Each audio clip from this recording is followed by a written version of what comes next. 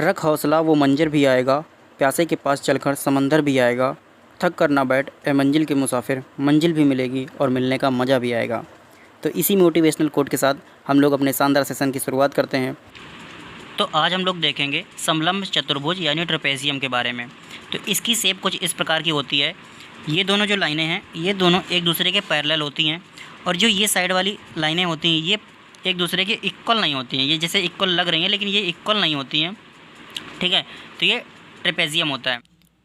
तो चलिए इन साइडों का नामकरण कर लेते हैं। ये हो गई ए, ये बी, ये सी और ये डी। ABCD ये चतुर्भुज बन गया है, ठीक है।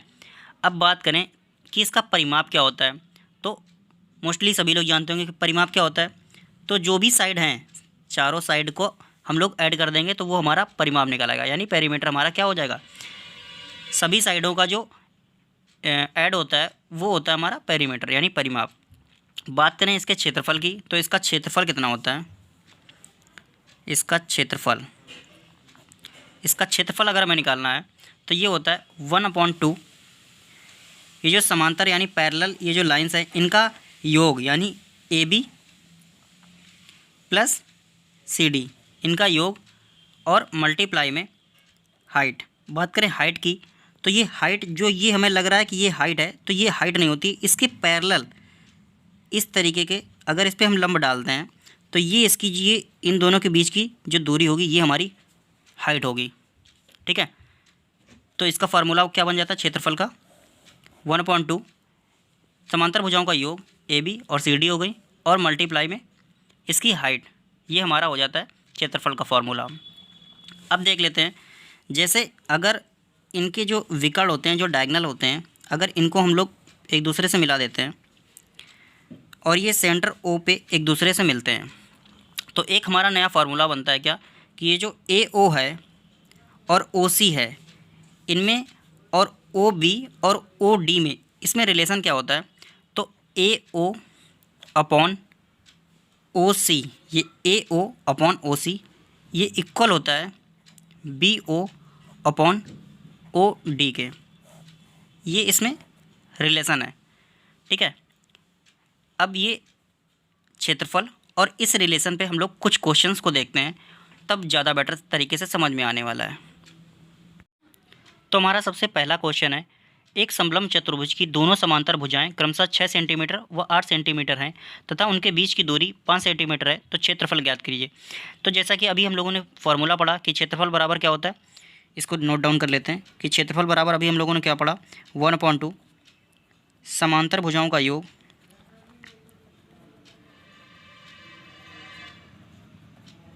योग और मल्टीप्लाई में हाइट।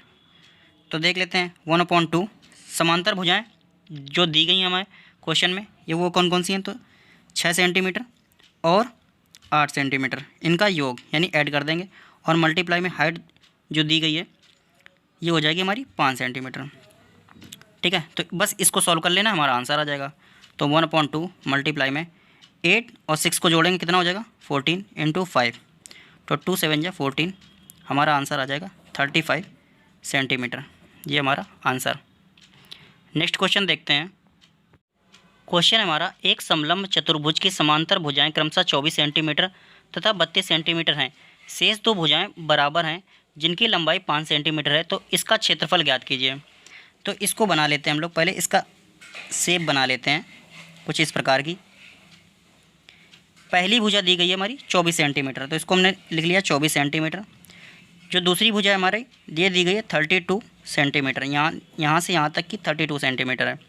और जो शेष दो जो भुजाएं हैं यानी कि ये जो हैं ये दोनों बता रहा है क्वेश्चन में कि बराबर हैं, जिनकी लंबाई 5 सेंटीमीटर, यानी ये 5 सेंटीमीटर की है तो ये भी 5 सेंटीमीटर की ही है। अब हमें इसका एरिया निकालना है, क्षेत्रफल निकालना है। तो इसको सॉल्व करने के लिए हम लोग क्या करेंगे कि इससे इस लाइन पे हम लोग डाल देंगे लंब और इससे इस लाइन पे डाल देंगे लंब। ये 90 डिग्री का कोण बना देगी, यहाँ पे ये भी 90 डिग्री का कोण बनाएगी। तो ये एक रेक्टेंगल टाइप का शेप बन गई, यानी कि यहाँ से लेकर यहाँ तक के बीच की दूरी कितनी हो जाएगी 24 सेंटीमीटर। और ये साइड इक्वल जब दी गई हैं तो जो ये इतनी, अगर ये जितने सेंटीमीटर की होगी इतने सेंटीमीटर की ये लाइन होगी, तो जब 24 हमारी सेंटीमीटर यहाँ से यहाँ तक की दूरी होगी तो 32 में से माइनस करेंगे 24 सेंटीमीटर, कितना बचेगा 8 सेंटीमीटर। अब 8 सेंटीमीटर बचा है तो 4 सेंटीमीटर लाइन ये हो जाएगी और 4 सेंटीमीटर ये लाइन ये हो जाएगी। तो यहाँ से हम लोग एक ये त्रिभुज बन गया है, ये एक ट्रिपलेट होती है 3 4 5 की, तो ये क्या हो जाएगा 3 ये 4 तो ये 5 सेंटीमीटर। तो ये हाइट हो गई हमारी 3 सेंटीमीटर। बस अगर हमें हाइट पता चल गई है तो अब हमें इसका आंसर आसानी से निकाल सकते हैं। तो इसका क्षेत्रफल क्या हो जाएगा 1/2 समांतर भुजाओं का योग यानी कि 24 + 32 मल्टीप्लाई में हाइट हमें नहीं पता थी, हाइट हमने निकाली है तो वो हो गई है 3।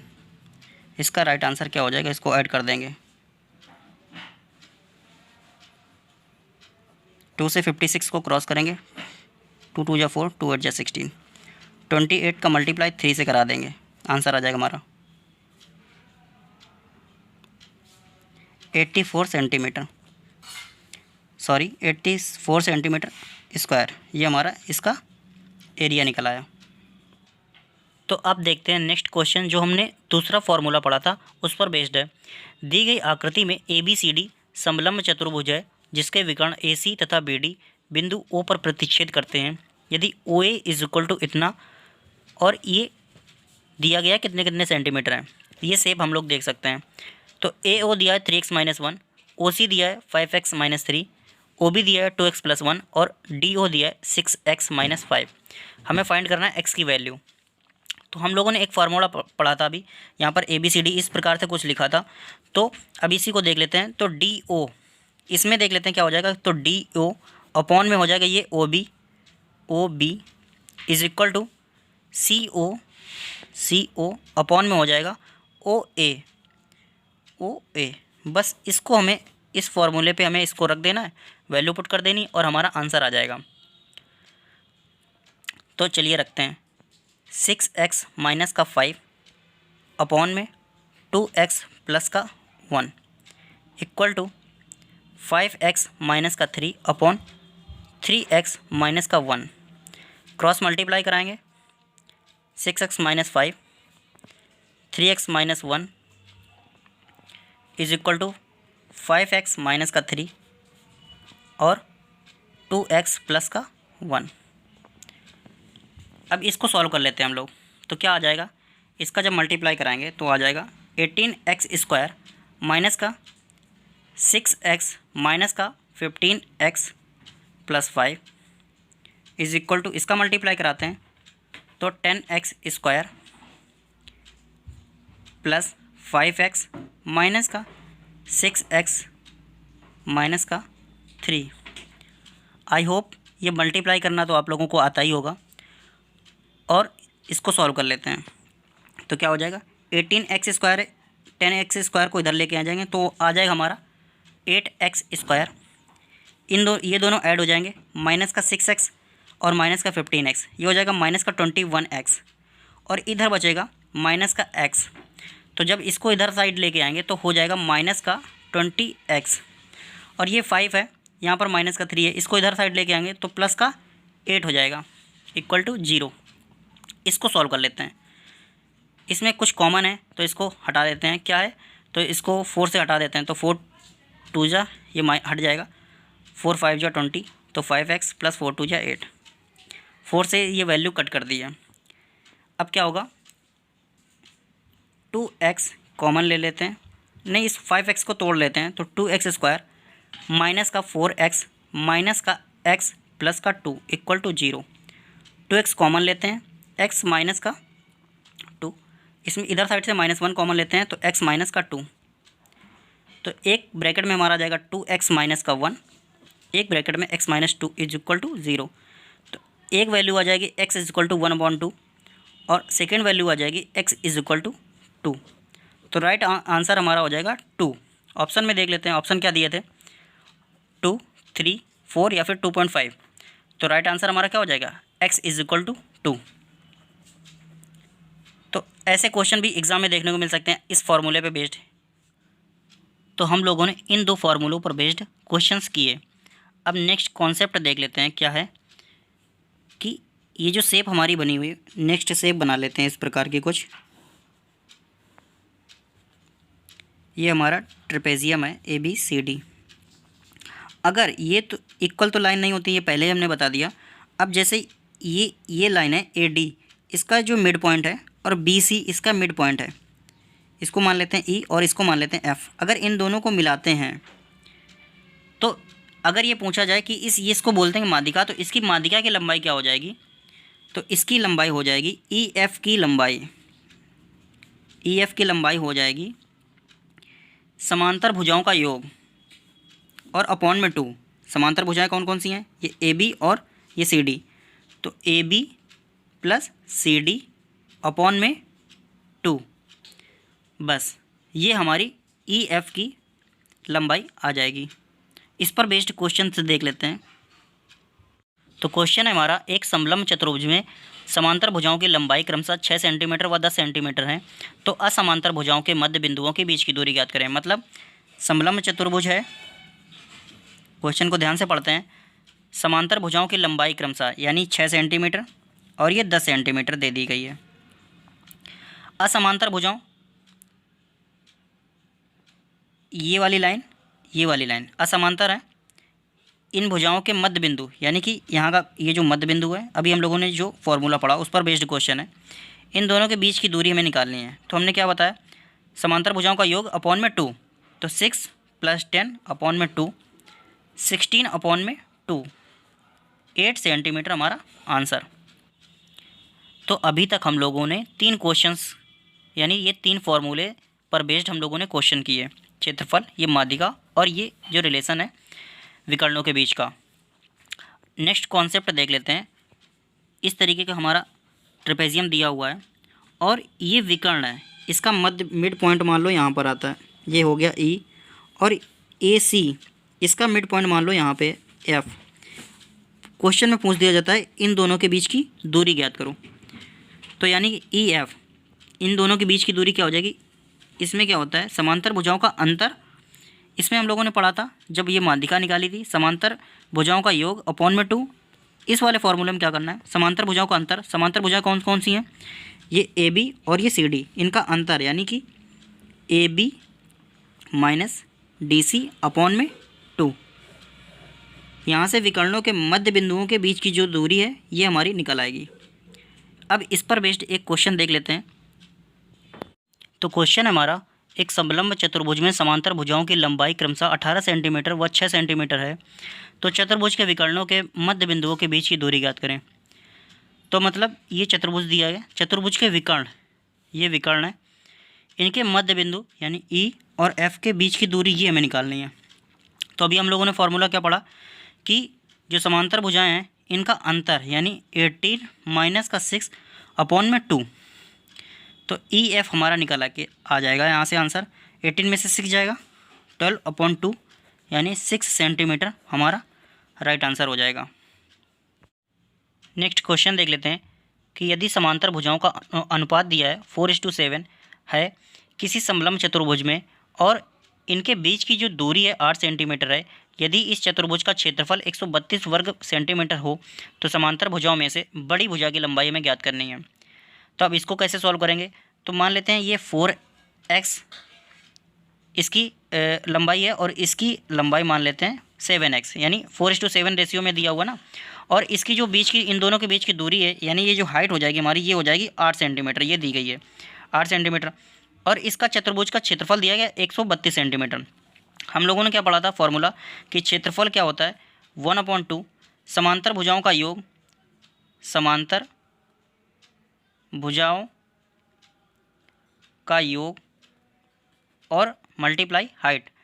क्वेश्चन को बार बार, मतलब ये फॉर्मूला बार बार रिपीट करेंगे तो माइंड में बने रहेंगे और याद हो जाएंगे अच्छे तरीके से। क्वेश्चन सॉल्व करेंगे तो फार्मूलों को रिवीजन हो जाएगा।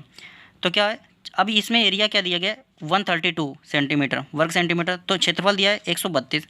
इसको सॉल्व कर लेते हैं। समांतर भुजाओं का योग, ये 4x है, इसको 7x मान लिए, तो इनको ऐड कर देते हैं 4x + 7x, और हाइट हम लोगों की कितनी दी गई है 8 सेंटीमीटर, तो ये हो गई 8 सेंटीमीटर 8। अब इसको यहाँ पे सॉल्व कर लेते हैं, तो 2 से ये 2 4 जा 8, और 4 और 7 ये कितना हो जाएगा 132 equal to 7 4 11x multiply by 4। इस 4 से इसको कट कर लेते हैं तो 4 3 या 12, 4 3 या 12, 11x इससे इसको कट कर लेंगे 11 3 या 33, यानी x की वैल्यू आ गई हमारी 3। x की वैल्यू 3 आ गई तो ये x की वैल्यू हम लोग इसमें पुट कर देंगे तो 4 इंटू 3 यानी कि 12, और इसमें 7x में पुट करेंगे तो 7 इंटू 3 यानी कि 7 3 या 21। अब हमारा आंसर क्या, क्वेश्चन क्या पूछा था, सबसे बड़ी भुजा की लंबाई, तो बड़ी भुजा हमारी क्या आ जाएगी 21 सेंटीमीटर। तो इस फॉर्मूले से इस तरीके के क्वेश्चन भी पूछे जाते हैं कि क्षेत्रफल वाले फॉर्मूले से ही इस तरीके से घुमा के भी क्वेश्चन पूछे जाते हैं। इस फार्मूले पर बेस्ड एक क्वेश्चन हम लोग और देखते हैं कि एक समलंब चतुर्भुज का क्षेत्रफल 475 वर्ग सेंटीमीटर है एवं समांतर भुजाओं की लंबवत दूरी 19 सेंटीमीटर है तथा दोनों लंबाइयों में अंतर जो है 4 सेंटीमीटर का है, तो समांतर भुजाएं क्या होंगी। तो इसी फार्मूले से लगेगा क्षेत्रफल इज इक्वल टू 1/2 समांतर भुजाओं का योग इंटू ऊंचाई। अब देखते हैं हमें क्या क्या दिया है। क्षेत्रफल दिया गया, लंबवत दूरी यानी लंबवत दूरी ये हमारी हो जाएगी हाइट 19 सेंटीमीटर दी हुई, दोनों लंबाइयों के बीच में जो अंतर दिया है ये 4 सेंटीमीटर का दिया गया, यानी कि अगर इसको हम लोग x मानते हैं तो इसको मानेंगे x+4, तभी जाके 4 सेंटीमीटर का अंतर आ पाएगा, यानी x+4 में से x को माइनस करेंगे तभी 4 आएगा। तो इसको हम लोगों ने x मान लिया और इसको मान लिया x+4। अब इस फॉर्मूले पे हम लोग इसको वैल्यू पुट कर देते हैं। तो क्षेत्रफल दिया है 475 इज इक्वल टू 1/2 समांतर भुजाओं का एक योग, एक हमारी वैल्यू है x और दूसरी है x+4 मल्टीप्लाई में 19, यानी हाइट हमारी 19 हो जाएगी। बस इसको सॉल्व कर लेंगे आंसर आ जाएगा। 475 का इसमें मल्टीप्लाई करा देंगे, 475 मल्टीप्लाई बाई 2 ये हो जाएगा 2x प्लस का 4 और ये 19 जो है यहाँ पे अपॉन में आ जाएगा। बस इस वैल्यू को सॉल्व कर लेंगे तो ये देखते हैं इससे ये वैल्यू कटेगी या नहीं। तो इसको कट करते हैं, 2 जा 5, तो 25 इंटू 2 इसकी ये हो जाएगा 50 is equal to 2x plus का 4 इधर आ जाएगा तो ये हो जाएगा 46 इज इक्वल टू 2x और 2 से इसको कट कर देंगे तो 23। तो x की वैल्यू आ गई हमारी 23, तो ये हो जाएगा हमारा 23, इसमें 4 ऐड कर देंगे यानी 27 सेंटीमीटर हमारा आंसर हो जाएगा। तो 23 और 27 हमारी समांतर भुजाएं हो जाएंगी।